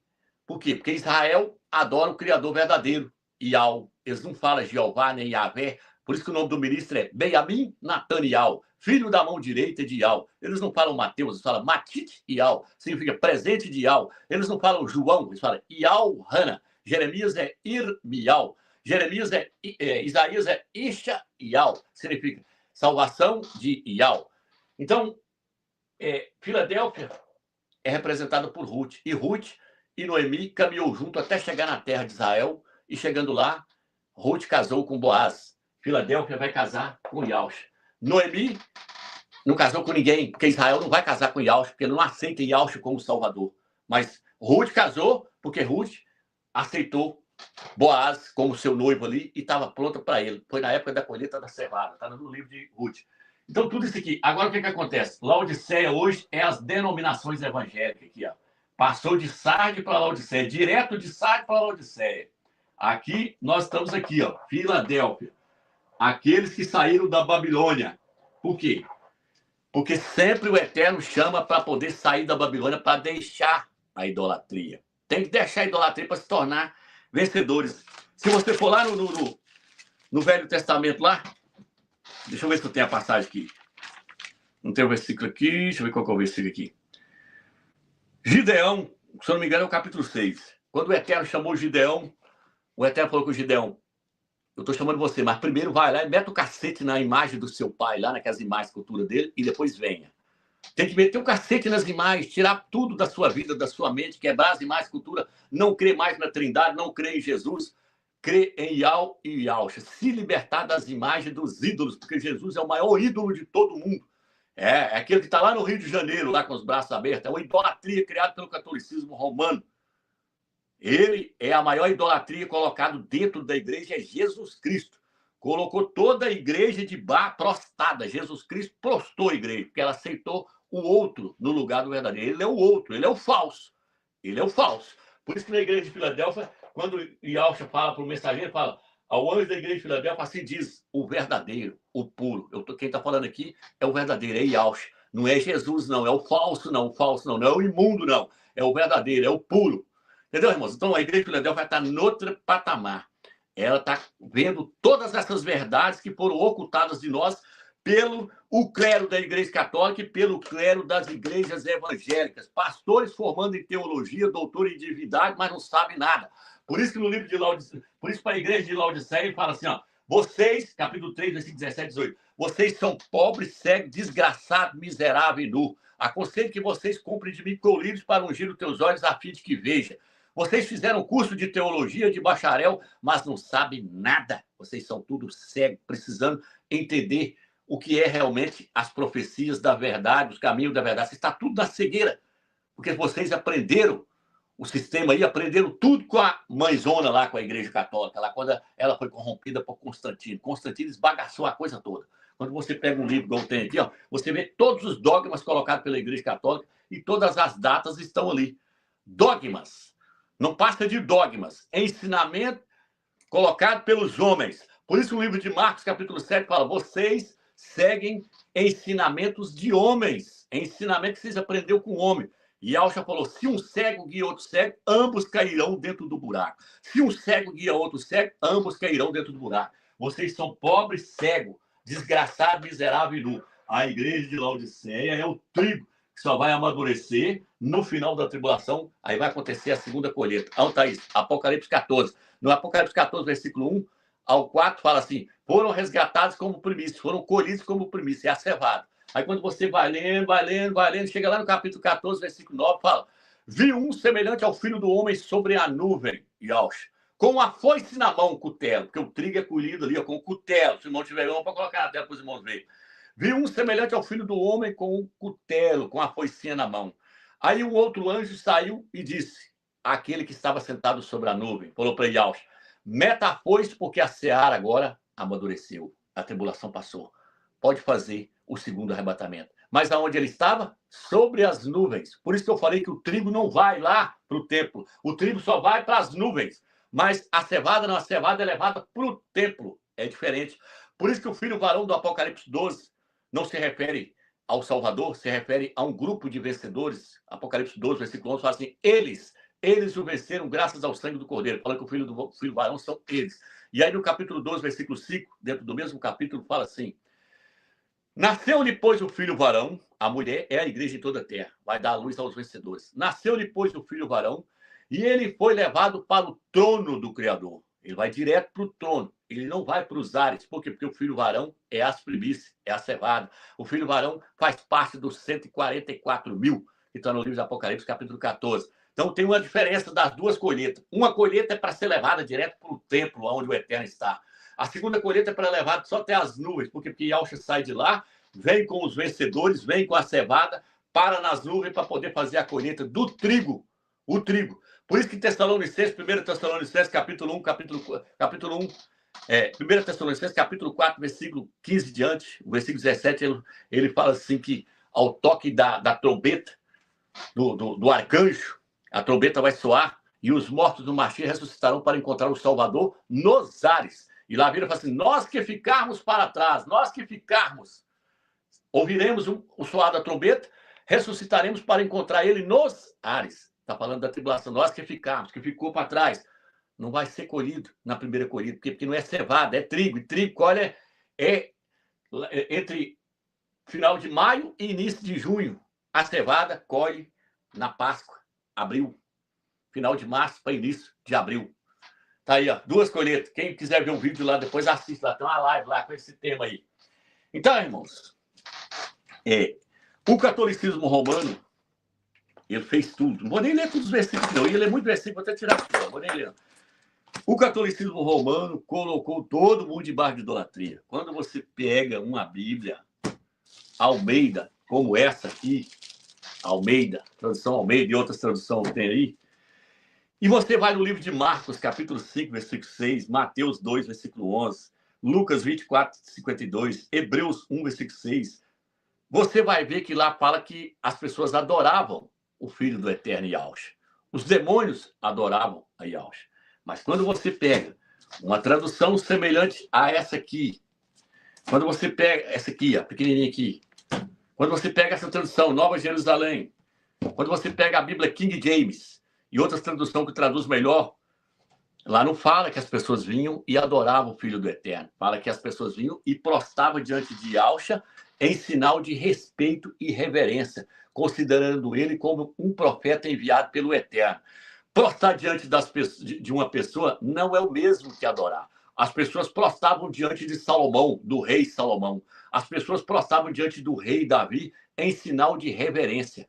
Então as pessoas faziam o mesmo diante de Yahshua nessa Bíblia. Mas na Bíblia Almeida, fala que elas adoravam ele. Por quê? Porque a Bíblia Almeida é uma Bíblia deturbada, que foi deturbada pela hierarquia, pelos nicolaítas, para levar as pessoas a adorarem o Filho.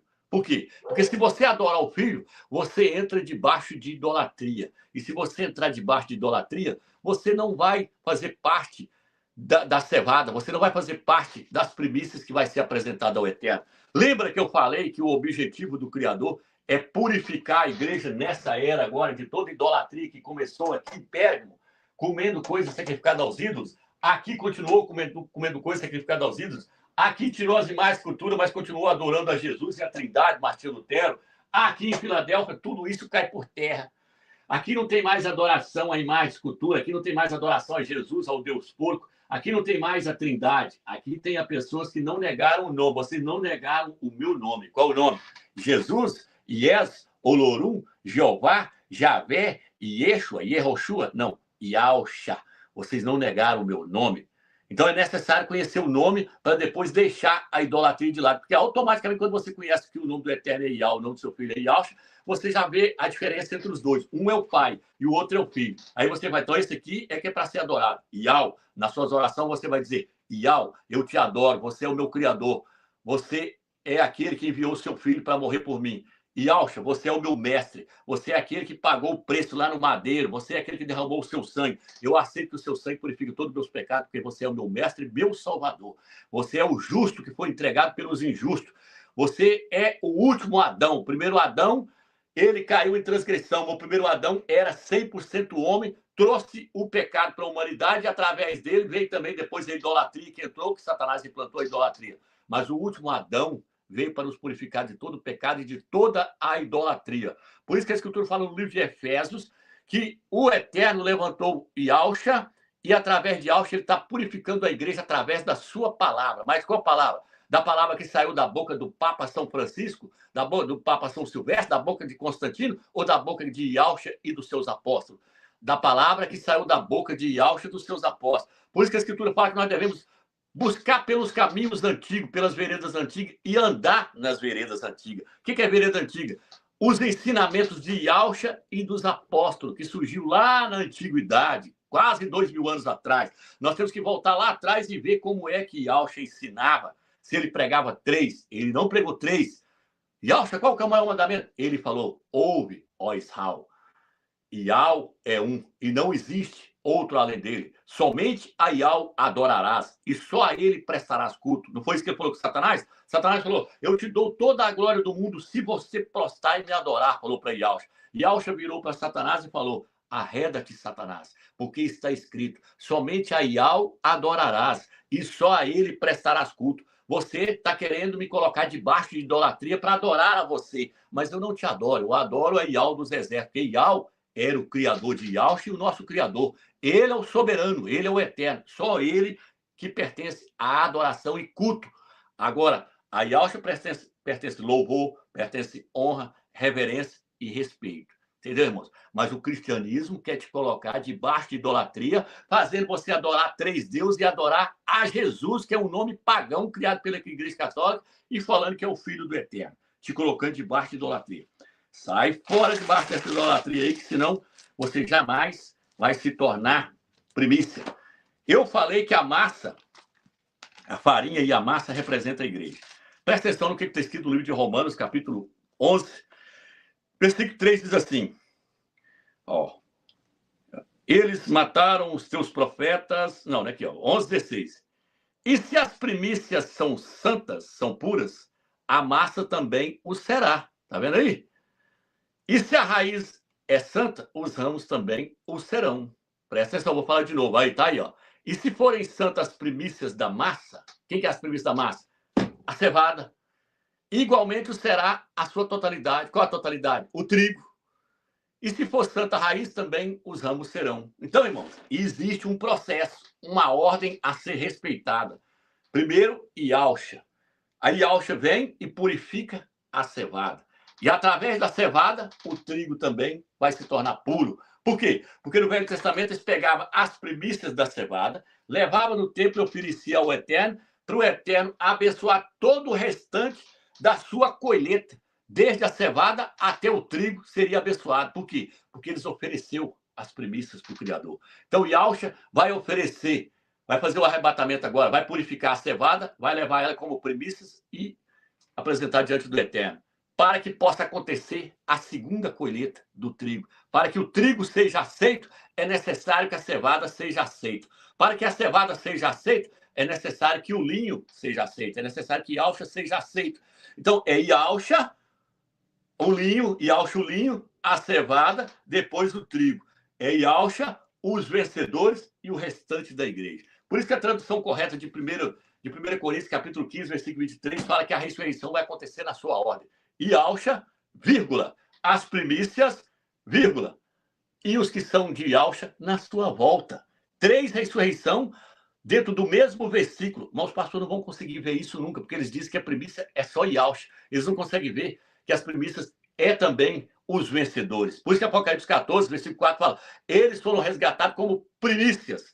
Então você tem que entender as colheitas no Velho Testamento para você entender como é que as coisas concedem, as coisas acontecem. E Yahshua venceu para os vencedores, para que os vencedores possam vencer para a igreja. Está entendendo, irmãos? Yahshua venceu, entregou, morreu, foi martirizado por os vencedores, para que os vencedores agora possam vencer para a igreja. Como é que os vencedores vai vencer o quê? Vai vencer a idolatria, vai vencer o mundo, vai vencer as coisas do mundo e vai vencer a idolatria. Vai vencer a heresia que a Igreja Católica colocou, a heresia da Trindade. Vai vencer o Deus porco, Jesus Cristo, que foi colocado por Constantino. Vai tirar ele fora. Vai tirar as imagens de cultura fora. Vai se tornar puro perante o Eterno, seguindo o verdadeiro nome do Criador, que é Yahweh, o verdadeiro nome do seu Filho, que é Yahshua. Eles vão vencer, tirando a idolatria de dentro de si. Nem todos vão querer sair da Babilônia agora. Quem é a Babilônia agora? A Igreja Católica. Por isso que Apocalipse capítulo 18 fala que na tribulação vai vir uma voz do céu que vai dizer, sai dela, povo meu, sai da Babilônia, povo meu, para não ser de cúmplice dos seus pecados. Sair da Igreja Católica é tirar tudo que a Igreja Católica colocou dentro de você, colocou na sua mente. Tudo que aquilo que vem do catolicismo romano tem que ser banido da sua mente. Isso é sair da Babilônia, é se libertar da Babilônia. No Velho Testamento, deixa eu ver o versículo aqui, ó. Deixa eu pagar aqui a passagem aqui, vocês vão ver aqui, quer ver? Vou pegar aqui, quer ver? Vou pegar cá na frente aqui, ó. No Velho Testamento, no livro de Ageu, Ageu capítulo 1, versículo 14 e Ageu capítulo 2. A tradução mais correta fala que Josué e Yahshua, ele era um sacerdote lá, um sumo sacerdote, ele e Zorobabel e o remanescente saiu da Babilônia. O remanescente, tá vendo aí, irmãos? Chamado de remanescente. Tá aí, ó. Diga ao governador de Judá, Zorobabel, filho de Salatiel, e ao sumo sacerdote Josué e Yahshua, filho de Josadac, e ao remanescente do povo. Fala para o remanescente, por quê? Porque é o remanescente que vai largar a Babilônia. É um pequeno número, não pensa você que o nosso número vai ser grande, que não vai ser não. Por isso que ele fala para a igreja de Filadélfia, vocês têm pouca força. Aqui está escrito, lê lá, capítulo 3. Vocês têm pouca força, é um pequeno número, não é uma massa, não é um grande número. Alegrai-vos, pequenino rebanho, porque dos tais é o reino do Criador. Porque o Criador se alegrou e vos dá o seu reino. É um pequenino rebanho. Quem andava com Yahshua era só 12 discípulos. Aquela maioria daquela multidão que chegava até ele ali naquela hora, ali, naquele momento. Ele, na verdade, não estava entendendo nada que ele estava fazendo. Estava ali atrás, era de milagre, de cura e de bênção. Não era pelo que ele era. Entendeu, irmãos? Então, o Eterno, ele sempre chamou um remanescente para poder sair fora da idolatria. Gideão e os 300. Aí, ó, tá aí, ó. Quem quiser ler na tela aí, ó. Gideão e os 300. Era 30 mil. Ficou Gideão e os 300. Gideão representa quem? Yahshua. E os 300 representa quem? Representa o remanescente que o Eterno escolheu dentre a nação de Israel lá. E agora ele está escolhendo dentre a igreja um remanescente. Por isso que no capítulo 11, quando você lê o capítulo 11 de Romanos, Paulo está falando do remanescente. O que Paulo fala no livro de Romanos, capítulo 11? Ele fala lá da história de Elias. Ele fala, seu nome é Alial, no hebraico. Ele fala que Elias lá bateu de frente com a Jezabel e aí confrontou os profetas dela e para mostrar o quê? Para mostrar o verdadeiro nome. Falou, ó, vocês estão adorando a Baal, o verdadeiro nome é Ial. E aí teve um desafio ali, teve um confronto lá, um confronto no Monte Carmelo ali, para ver qual era o nome verdadeiro. E aí o Eterno mandou fogo do céu para mostrar que o nome verdadeiro é Ial dos exércitos. E aí Jezabel falou que ia matar Elias, Elias correu para dentro da caverna. Quando ele correu para dentro da caverna, ele reclamou para o Eterno, falou, mas só eu combatendo todo o sistema? O Eterno sempre levanta um mensageiro em cada era para bater de frente com o sistema. Levantou Gideão, quebrou aquelas demais culturas, levantou Abraão, levantou Davi, levantou Moisés, levantou Josué, levantou Zorobabel, levantou João Batista e Elrana, e cada era ele levanta um homem para bater de frente com o sistema. Levantou Yahshua para bater de frente com aquele sistema ali do judaísmo ali. Cada era ele levanta um homem para bater de frente com o sistema. Na época da Jezabel, ele levantou Elias, seu nome é Alial. E aí ele reclamou e falou, mas só tem eu, o Eterno falou, não, eu reservei 7.000 homens junto com você que não se prostrou e nem beijou a Baal. Toma água aqui.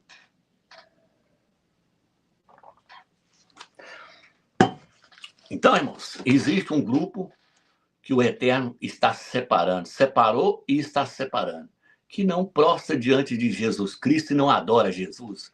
Não prostra diante da Trindade, nem adora a Trindade, não adora Maria nem os santos, só adora Ial e presta reverência a Yahshua Mashiach. Tá entendendo, irmãos? Esse grupo vai ser selado na testa. Por que eles têm que ser selados? Eles têm que ser selados com o nome do Eterno, com o nome do seu Filho, para mostrar que eles pertencem ao verdadeiro Criador do universo. Quando se selava alguma coisa, significa que aquele selo ali mostra quem era o verdadeiro dono daquele objeto ou daquela pessoa agora. Era assim que funcionava o selo do rei no Velho Testamento. Quando eles mandavam uma carta, eles selavam a carta com o selo para mostrar que aquela carta tinha sido enviada para ele, pertencia a ele.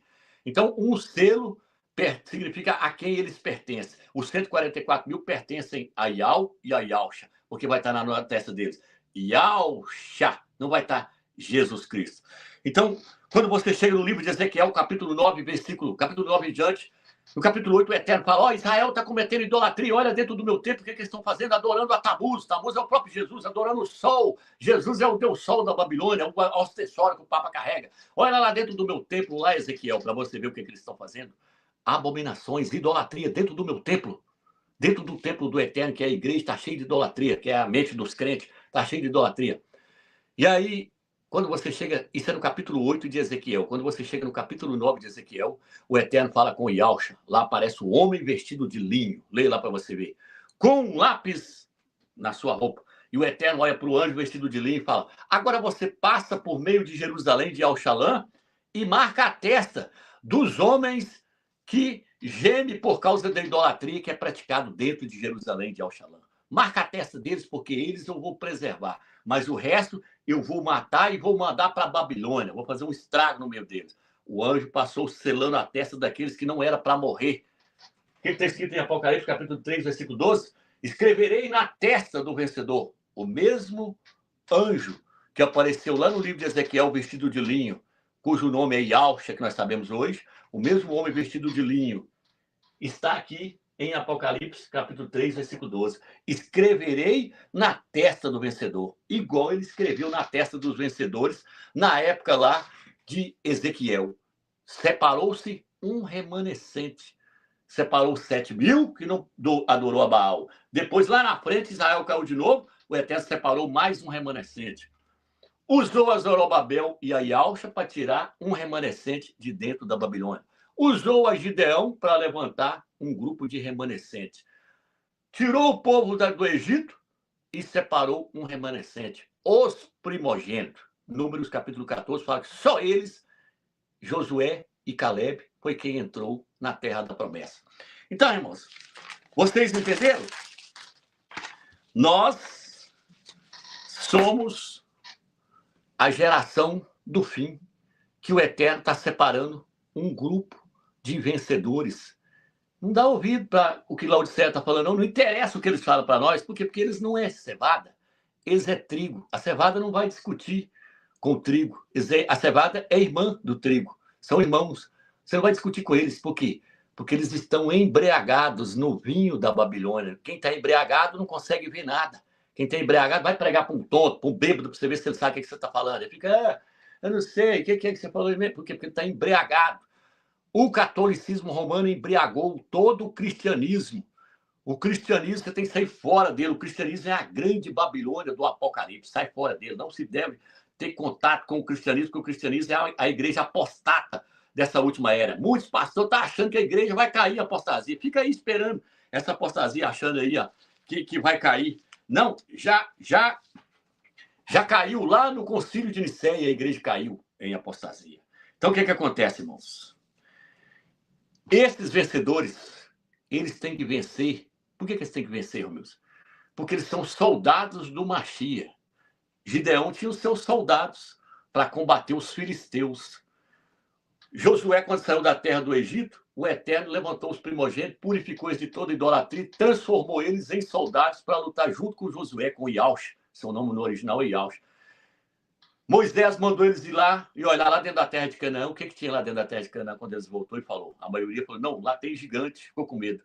Mas Josué e Caleb, Ialcha e Caleb falaram, não, lá tem gigante, mas nós podemos passar por cima deles, destruir eles e expulsar eles da terra prometida que o Eterno tem para nós. O Eterno prometeu para o filho varão o céu, a glória.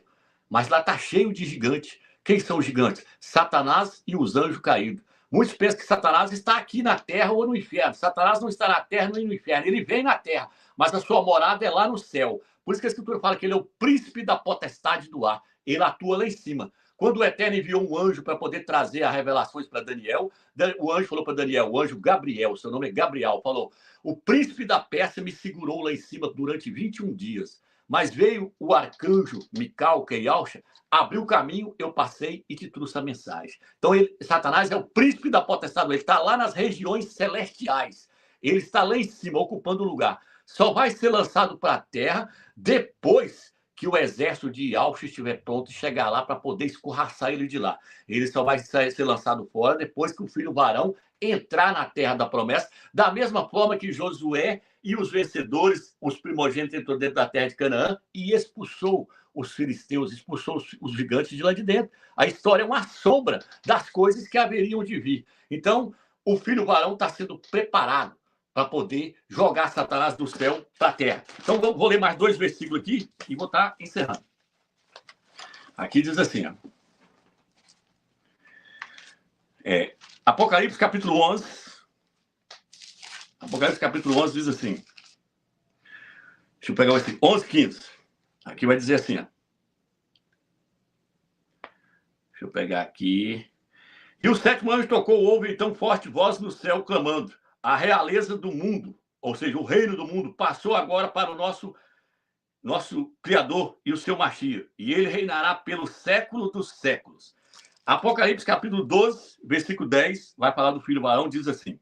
Quando o filho varão chegar lá no céu, que ele for arrebatado, diz assim. Houve então uma voz forte no céu proclamando. Agora realizou-se a salvação, o poder e a realeza do nosso Criador e a autoridade do seu Machia. Porque foi expulso o acusador de nossos irmãos, aquele que os acusava de noite e de dia, diante do nosso Criador. Eles, porém, o venceram, graças ao sangue do Cordeiro, pela palavra do seu testemunho. E aí, então, o que acontece? Aí, o próximo versículo fala assim, Satanás foi atirado para a terra, juntamente com seus anjos. Ai da terra, porque Satanás foi lançado para ela. Então, o que acontece, irmãos? O filho varão está sendo preparado como primícia, para se tornar primícia. Vai amadurecer, vai se tornar um exército de Yahshua para voltar com ele, primeiro para lançar Satanás lá de cima para cá.